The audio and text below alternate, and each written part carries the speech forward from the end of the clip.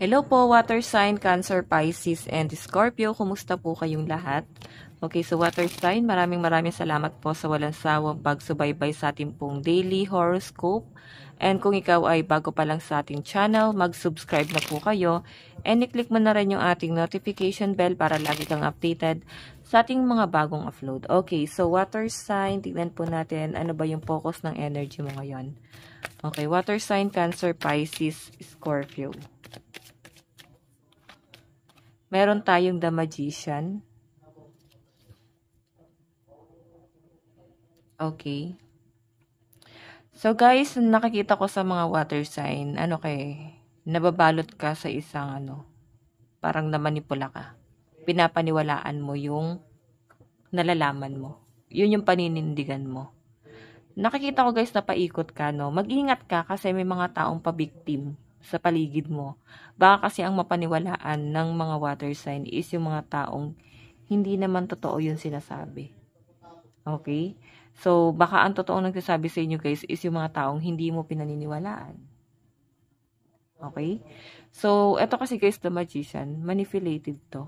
Meron din ako nakita na parang merong gustong i-workout ang mga water sign. Or meron kayong wino-workout ngayon. Or i-workout. Meron kayong gustong ma-overcome. I think trauma to, water sign. Siguro ang dami nyo na guys, pinagdaanan. Dami nang nangyari sa buhay nyo. So, nakikita ko pa rin guys na parang matigas ka pa rin. Nakikipagmatigasan ka pa rin. Ganyan po. Okay, tignan po natin.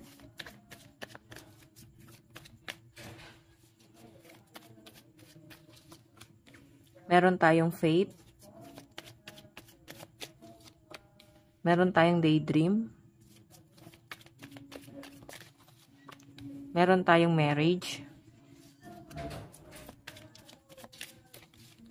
Meron tayong robbery.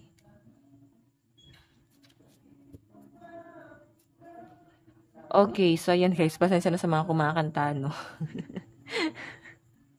Yung mga nagiinuman dyan sa baba. Mga kumakanta. Actually, sa kapitbahay yan guys, no? Hindi sa amin. Okay. So, water sign. May nakikita ko talagang ito, oh. Meron ka talagang pinapaniwalaan. And yun lang talaga yung pinaniniwalaan.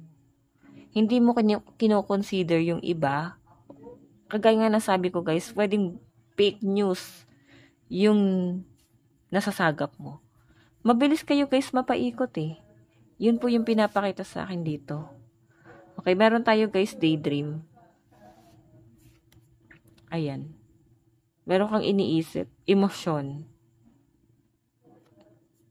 Nakikita ko na parang meron kang, parang nagmamadali ka sa isang bagay or sa panahon. Minamadali mo yung panahon. Okay? Gusto mo na guys maging okay ang lahat? Pero paano ka magiging okay kung nandun ka sa emosyon mo? Ay, ninisip-isip mo lang siya. Okay. O yung iba sa inyo guys, naiisip mo na mag-asawa na kaya ako. Or maghanap na kaya ako ng taong makakaunawa sa akin. Or mag-aalis sa akin sa sitwasyon ko ngayon. Parang ganun. Okay. So guys, meron tayo ditong robbery. So itong robbery na to guys is parang siya eh. Mag-iingat ka kasi talagang kung ano man yung mga pinapakita mong emosyon, nabibigla ka dun sa emosyon na yun. Baka makagawa ka ng maling desisyon dahil sa emosyon mo. Ayun, no? Ikaw rin yung magsasuffer dyan kung sakali, no, na malagay ka sa maling desisyon. Lucky number nyo guys, 10, 61, 6, and 59. Okay, tignan pa po natin.